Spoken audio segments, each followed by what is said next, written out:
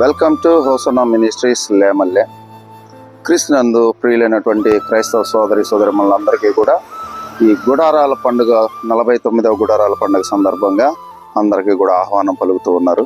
మరి ఈరోజు పరలోక టీవీకి సంబంధించి ఈ హోసన్నా మినిస్ట్రీస్ గురించి మీకు తెలియజేయాలనే ఆశ ఆకాంక్షిస్తూ ఉన్నాం. మరి ఈ యొక్క హోసన్నా మందిర్ లేమల్లిలో ప్రత్యేకత ఏంటంటే, బ్రదర్ ఏసన్న గారు మొట్టమొదటిగా తన పరిచయం ప్రారంభించింది కూడా ఈ యొక్క లేమల్ల ప్రాంతంలోనే.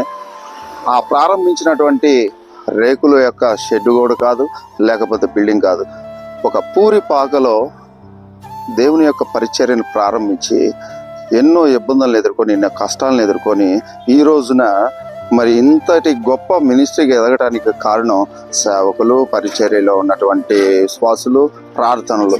ఏసన్న గారు తన జీవితం అంతా కూడా దేవుని సేవకు, దేవుని పరిచర్య కొరకు అప్పగించుకొని మరి ప్రపంచ వ్యాప్తంగా కొన్ని వేల సంఘాలని నిర్మించడానికి ఈ లేమల్లే ప్రధానమైనటువంటి స్థలం అని కూడా మనం చెప్పుకోవడానికి సంతోషించాలి.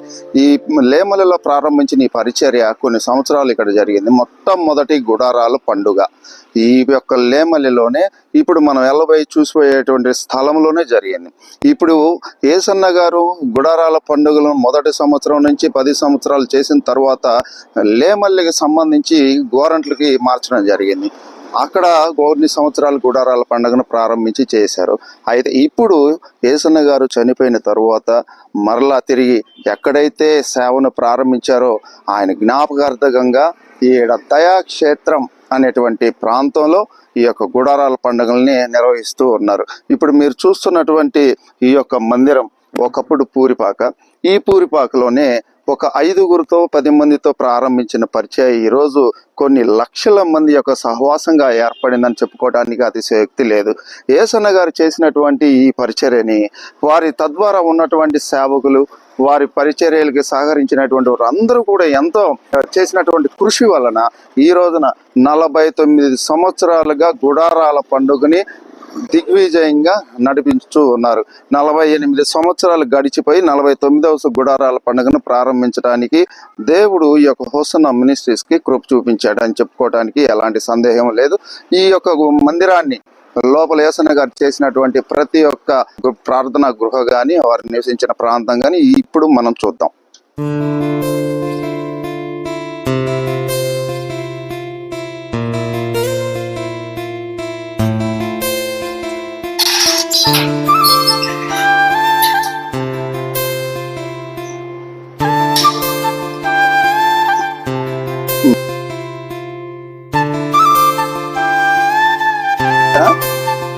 ఇప్పుడు మనం చూస్తున్నటువంటిది ఏసన్న గారు ఆ రోజుల్లో ప్రత్యేకంగా ఇక్కడ ప్రార్థనా గృహగా ఏర్పాటు చేసుకున్నటువంటిది. ఇప్పుడు బిల్డింగ్ గా కట్టారు. అంతకుముందు పూరి గుడిసెలోనే సేవా కార్యక్రమాలు ప్రారంభించారు. చూద్దాం.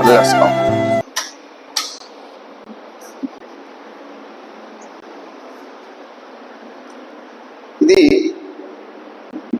ప్రార్థనా గృహ. ఏసన్న గారు రోజుల్లో ప్రత్యేకంగా ప్రార్థించుకోవడానికి ఏర్పాటు చేసుకున్నటువంటిది. ఏసన్న గారు ఇక్కడే నిద్రించడం కూడా, ఏసన్న గారు ఇక్కడి నుంచే కార్యక్రమాలు చేయడం, సేవా కార్యక్రమాలు విస్తృతంగా బలంగా ప్రపంచానికి తెలియజేసినటువంటి ప్రార్థనా గృహ ఇది. ఈ ప్రార్థనా గృహ ద్వారానే ఏసన్న గారు హోసన్నా మినిస్ట్రీస్ ప్రపంచ వ్యాప్తంగా తెలియజేయడం. గత 45 సంవత్సరాలుగా బ్రదర్ ఏసన్న గారు ఈ పరిచయం ప్రారంభించి 45 సంవత్సరాలు గుడారాల పండుగల్ని దిగ్విజయంగా నిర్వహించారు. ఈ 49వ సంవత్సరం గుడారాల పండుగలో మరి ప్రాముఖ్యంగా విదేశాల నుంచి, రాష్ట్రం నుంచి, దేశం నుంచి ప్రతి ఒక్కరు కూడా భక్తి శ్రద్ధలతో యేసు ప్రభుని ఆరాధించాలని చెప్పేసి ఈ యొక్క లేమల్ల దయాక్షేత్రానికి రావడం జరుగుతుంది. ఇప్పటికే అన్ని యొక్క ఏర్పాట్లు పూర్తి చేయడం జరిగింది. అటు RTC, railway, revenue, medical, police అన్ని డిపార్ట్మెంట్ అధికారులు కూడా ఈ యొక్క దయాక్షేత్రంలో జరిగేటువంటి 49వ గుడారాల పండుగని మరి చేయడానికి ముందుకొచ్చున్నారు. అనేక మంది భక్తులు మరి వారికి అలాంటి ఇబ్బందులు కలగకుండా మరి ఈ యొక్క హోసన్నా మినిస్ట్రీస్ అధినాయకత్వం, ఆ హోసన్నా మినిస్ట్రీ ఉన్న సేవకులు నిరంతరం కృషి చేస్తూ ఉన్నారు. వచ్చేటువంటి భక్తులకి తాగునీరు, భోజనం, వసతి ఇవన్నీ కూడా కల్పిస్తూ ఉన్నారు. ఈ యొక్క మన ప్రార్థనా గృహని మనం ఈరోజు చూస్తున్నాం. ఇది 48 సంవత్సరాల క్రితం యేసన్న గారు ఈ యొక్క ప్రార్థనా గృహలో పూరిపాకలో ప్రారంభించినటువంటి ఈ హోసన్నా మినిస్ట్రీ ఈరోజు ప్రపంచవ్యాప్తంగా కొన్ని కోట్ల మందికి, లక్షల మందికి మరి సువార్తను అందించడం జరుగుతూ ఉంది.